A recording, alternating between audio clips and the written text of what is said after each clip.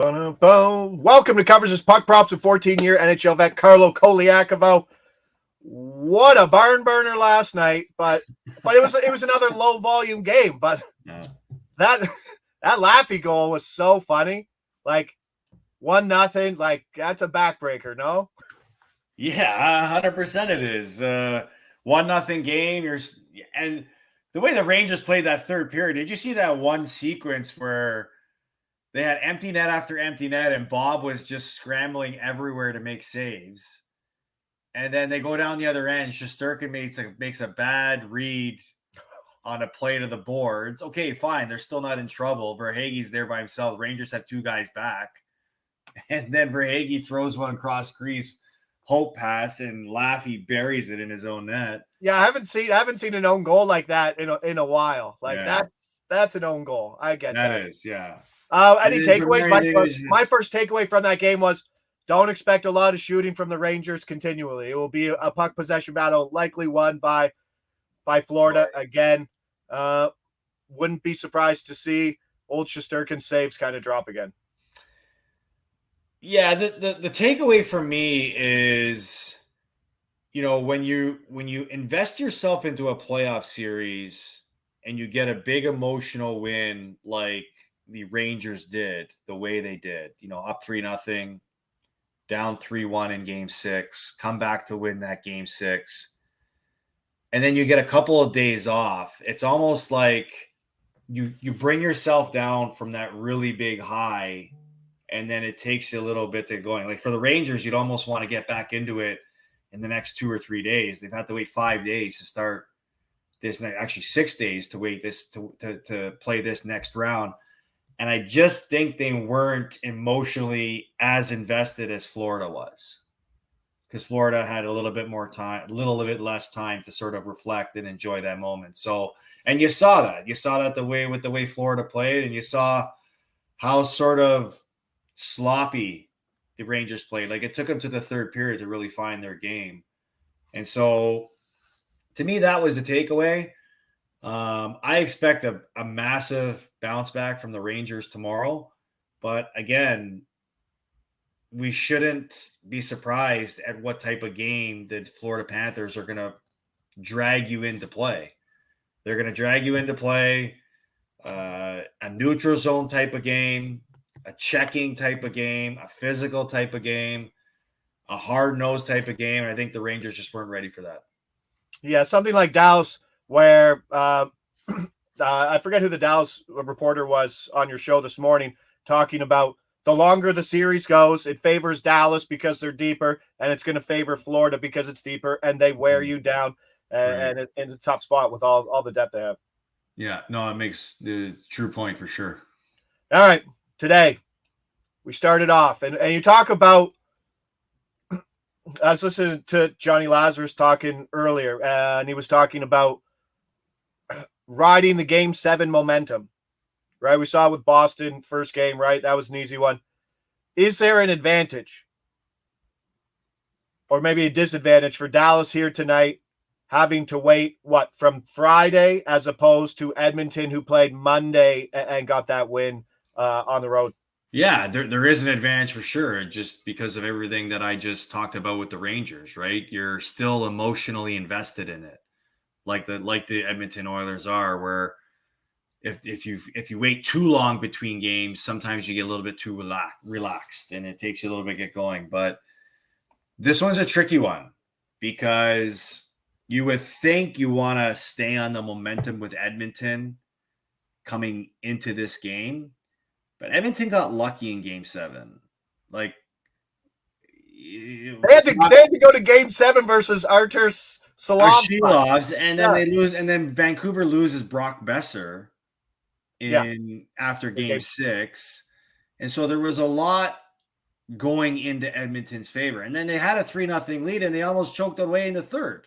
Every one of those games except Game 6 was a one-goal game. It was a one-goal game. So coming into this game, and I've pointed this out many times with Edmonton, you got to be weary and you got to be careful of Edmonton in first games of the playoffs. Since 2017, in their first games of the playoffs, they are 1-8. Brutal. 1-8. So, and their only win was in game 1 of the first round this year's playoffs against LA when they smoked them 7-4. So they are historically not a great team when it comes to starting playoff rounds. Dallas has the home ice advantage. I think Dallas has the deeper lineup. They have the better goaltending. Could get Hakanpää back too, bud. Hakanpää, right? And like, this is the first time Skinner's been in this moment, right? Oh. Like, how does he handle this type of environment? So we'll see how she goes. All right, little action there in the chat. Good day to everybody there. Brewski getting in trouble. Bally getting in trouble. Good morning to Adam. Any IHF plays today? Holy moly, IHF. I do like the over. I like double. It's elimination, right? Basically. Yeah, it's elimination today. So let's go goals. But hey, Dylan Cousins just absolutely lighting the lamp. Like, if you're looking for a goal scorer, I know he's at the top of the list now. Dylan Cousins is probably the guy you're looking for. No, in the Canada game. Yeah. Yeah. 8 goals. Yeah. But no, he's and that's the beauty of this tournament. This tournament provides players an opportunity to find their confidence again, especially if they've had a down year. And I think Dylan Cousins is another great example of a guy that has really taken advantage of this opportunity, finding his game. And now, instead of going into the offseason where he's questioning himself because he didn't have a great year for the Buffalo Sabres, he's probably feeling a lot better of himself, saying, all right, I can go into the summer feeling on a really high note. I did a lot of good things well. These are the things I should focus on. Let's continue to push this with my game, and let's build on this instead of building on what happened in the season. I get a little pizza money on double overs at the 10 o'clock games, and then a little money on Nico Hischier to score in that. Fiala's the betting favorite to score in that game, but I'll take, I think Hischier, I got Hischier at plus money, so I'll take some of that. But hopefully some goals in the elimination round. That's where we are for the 10 o'clock game, but we're starting things off Western Conference Final. Dallas money line, minus 130, Sports Interaction. I mean, look at the path. Dallas, like, we've talked about it, and you've talked about it on your show. If Dallas goes on a run, right, like if they go all the way, taking down Vegas after going down 0-2, taking down Colorado, now taking down Edmonton, and then taking down eventually possibly Florida, maybe the toughest route ever to win the Stanley Cup. So far, Dallas shut down the Avs, 15 goals over 6 games. Okay, Vegas, 9 goals in 5 games after dropping the first 2 games of that series. Edmonton faced Artur Silovs, as we mentioned, scored more than 3 goals just once in the final 5 games. McDavid pointed in just 2 of those final 5 games. Obviously, the one game he had multi-points. I was on the under 1.5 points because that's the way it's been going. Thanks, bud. Yeah. But Dallas still playing with 5D, but that could be a problem more later in the series. Edmonton beat the Kings. Edmonton beat Vancouver without Demko and Besser in Game 7, and Pettersson was an absolute no-show in the series. Coming into this series, we talked about it. The less adjustment, I think, is better. And Dallas going from a top-heavy Colorado team to another top-heavy Edmonton team, I think has to make the less adjustment as opposed to Edmonton going from Vancouver to Dallas, no? Yeah, for sure. Time change, travel. And I think that plays a factor. But also competition plays a factor, right? I mean, you look at the way this playoff started for Edmonton. You knew this was going to be a realistic spot for them to be in because of their path. You know, you play LA, and then you play the winner of Vancouver and Nashville. This is what really favored Edmonton to get to this point. I mean, yeah, you probably could have predicted Dallas, but you didn't think it was going to be as easy or, you know, the proper path. I mean, they had to go through Vegas in 7 games, the defending champs, and then they get Colorado, a team that steamrolled the Jets. So I think at this point here, you'd have to feel more confident that Dallas is better battle tested than what Edmonton is. And I think that's something that Edmonton's going to have to make an adjustment towards. Yeah, obviously massive goalie advantage for Dallas.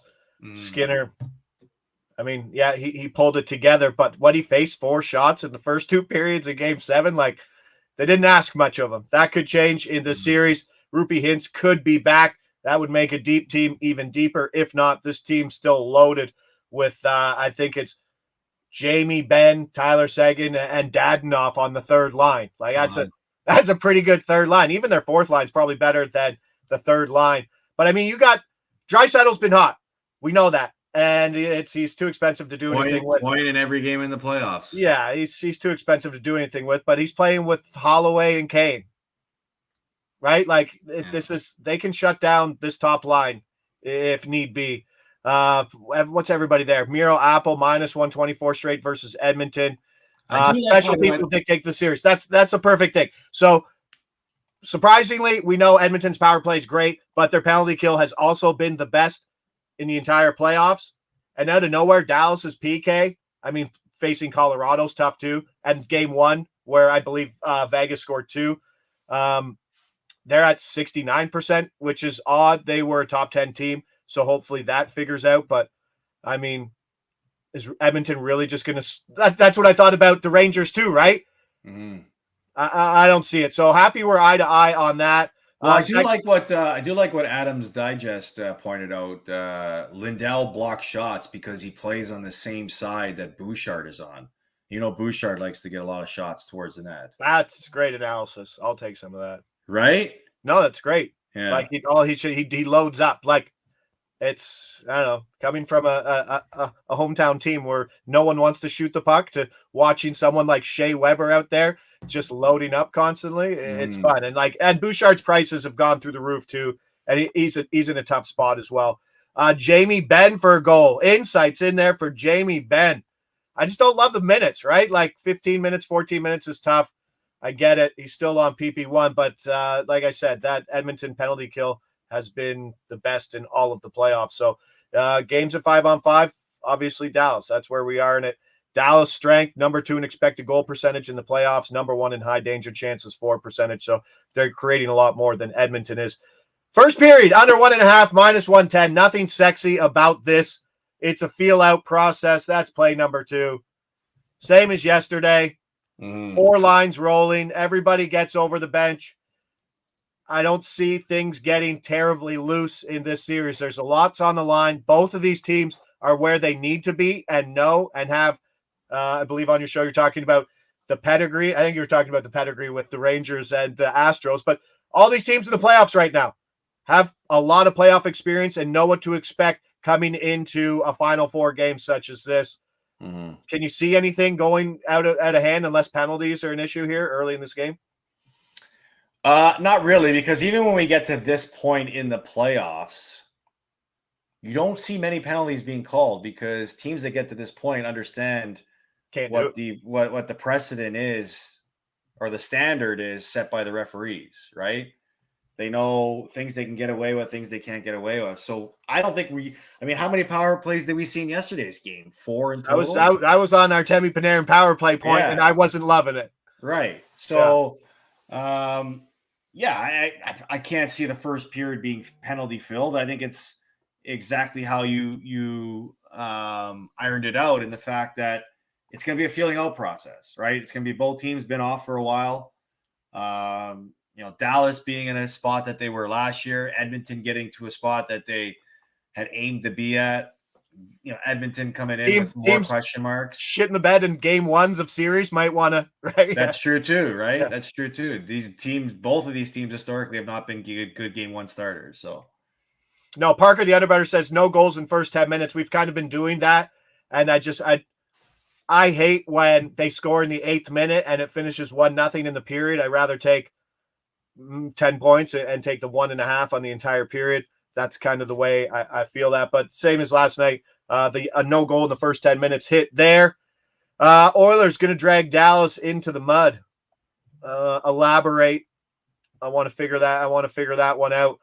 I don't know what we're talking about. Oilers may come out flying in the first. They might, but it wasn't a fantastic series versus Vancouver, right? I don't know. Yeah. Back to block shots. Your favorite market. No, but this is dumb. I like it, but it's like I know why. Whenever you look at it, just like we saw Trouba yesterday, I wasn't out there betting Trouba over 3.5 at like minus 125. I'm like, I can't bet that number. And usually that leads to value on the under. And that's where I am with Chris Tanev, who's been crushing the overs. But like historically, these aren't his projected numbers in that entire spot. He's also faced Colorado that shoots a ton, Vegas that shoots a ton. And this isn't a game that I expect to see a ton of shots. We see Stuart Skinner's safe is at 24.5. Ottinger's is at 25.5. The books aren't even projecting a lot of shot volume in this series. Tanev under 3.5 block shots. I like that. Well, and I think the reason for that is because people still expect Edmonton to be this big offensive powerhouse. 100%. But they have the potential to be. They have the players to be that. But Edmonton's created a new identity for themselves where they've become a way better defensive team with the structure that they play. Yeah, this is just an under on just a gigantic number. Like when we started the playoffs, we were looking at holy shit, 2.5. That's gigantic, and now we're getting 3.5. And Trouba could be a 4.5 by the end of the series. Right. But it was Adam Fox yesterday who got the big plus money. Got you, producer Mick. Thank you, Dell's in the chat. Thank you very much. NBA prop picks powered by EV Analytics coming up at 10:30. If I can stop talking so much, hit that like button. Appreciate it. But I mean, yeah, you don't have to bet the props. We're gonna bet the block shots. And then this is another one I'm looking at. Stuart Skinner over 24.5 saves, minus 125. This is a play. We're gonna add it to the card, but this is from Neil Parker, who's also handicapping all the games with me over at Covers. This is a surprisingly low number. Right? This is not Vancouver's offense that didn't exist basically in round 2. Mm-hmm. This is a different offense that can generate. I mean, look at that third line. If that third line outplays the Edmonton third line, if that's the matchup, they could be getting 4 shots at 5-on-5 alone early in this game. So Skinner's back. The reset's back. He likes it. He turned away 29 of 32 shots across consecutive wins over the Canucks to advance the West Conference Final. The Stars just have a deeper team. 24.5 is a tiny number for a home team. It gets last change, gets the matchup. You were surprised to see this number so low too. I was. Normally you would expect goalies at this time of year would have 27, 28 save markets. And you get the overtime. And you get the overtime too, right? But I don't know. Like, are they suggesting that Skinner's going to get lit up tonight? Like with that number? Do you pull a goalie in game 1? You're like, Calvin, jump up, bud. You're in. Yeah, I don't know. But I don't know. But Dallas is the team to like lay it on. Yeah, it's a low number. I mean, I would feel very nervous about betting on the under in that versus the over. Put it that way. Yeah, Oilers played incredible D in that game 7. I think a lot of it had to do with what Vancouver was offering offensively too. True. No Besser. Yeah, in game 7 of a series. Yeah, no, they shut it down, right? And it's the same thing we see in Florida. Last one. Do you want to do? It did pique your interest. Neither team to score 4 goals at plus 125. I do like that because, if we're talking about a feeling out game. Right, game 1, especially a feeling out period in the first period where we expect low scoring. Like defenses on both teams of this game are really, really good. So if there's a game you're probably going to see a low scoring game, maybe it is game number 1 until teams feel better about who they're playing and how they can execute against each other's game plan. And there it is. It's not neither team to score. It's race to 4 goals. Neither. It cashed last night. Obviously the empty netter in the 2-0, but like this could be a 3-1 game. This could be a 2-1, 2-0 game. 2-2 into overtime. That spot, I think you'll see an adjustment on this total. There are some 6.5s out there. And I think if you see another low scoring game in this, I think we're still paying a bit of that Edmonton scoring tax, which is kind of falling off the mark with playoff hockey. I think we'll start to see that number come down, and I don't think we'll get plus 125 if we see another low-scoring game there. Skinner is becoming mediocre. Will be his redemption arc. Sure. I don't want to bet on that. I don't want to put my money on it. No, it doesn't. But I think we can both agree. Dallas, we'll go Dallas on the coaching advantage, right? We'll go Dallas in the goaltending advantage. We'll go Dallas on the depth advantage. Mm-hmm. We'll go Dallas with the home ice advantage, which versus a top-heavy team means even more. Mm-hmm. And Edmonton with the high-end advantage and the Edmonton with the special advantage. Yeah. I don't know. Seems like more pros on the Dallas side. That's why they're here, man. Two of the best teams. Yep. Right? No, that's where we are. Let's cash. I like Dallas in this series. We'll see if I get proven right or wrong. No, I'm with you. I'm happy we're on the same side. So we started things off. Dallas, money line, minus 130 there. First period under 1.5, minus 110. Hoping it looked like a similar game as last night. Chris Tanev, under 3.5 block shots, plus 105. That's just a giant number. I know he had 9 block shots in the last game, but guess what? That was overtime. And it was game 7 too. So obviously you're blocking more shots in game 7 than stepping up in game 1. And Stewie Skinny, 24.5 over, minus 125. That's a play from Neil Parker in his preview. Go check out that. It covers. And then one we kind of talked through just on the price alone, race to 4 goals, neither plus 125. I mean, if that's plus 105 or even money, I'm probably off, but somewhere in the 20s, I'm going to take it. That's what we got. Let us know what you're playing there in the chat. If you're watching this later, hit that like button. Greatly appreciated, everybody. We got NBA release coming up here at 10:30, and we got IHF's Let's Go overs. Let's go goals. Suns home today. Got hit in the face with a baseball. Emergency dentist meeting last night. No. Yeah, it wasn't great. So maybe I'll throw Bedsy on for him. Watch some Bedard. Tough, man. Yeah, day off school. Watching Bedard and IHF sounds like a pretty good Thursday off school, bud. That's tough, man. Sorry to hear about that. Yeah, it happens. But all right, but let's leave it at that. I'm Josh Ingles. He's Carlo Colaiacovo. Those are the plays. NHL Puck Prop presented by Sports Interaction. Appreciate everybody there in the chat. We'll be back here tomorrow for more Eastern Conference Finals. Game 2. Lead us out, pal. All right. Enjoy the day of World Hockey Championships. We'll see you tomorrow. Ciao.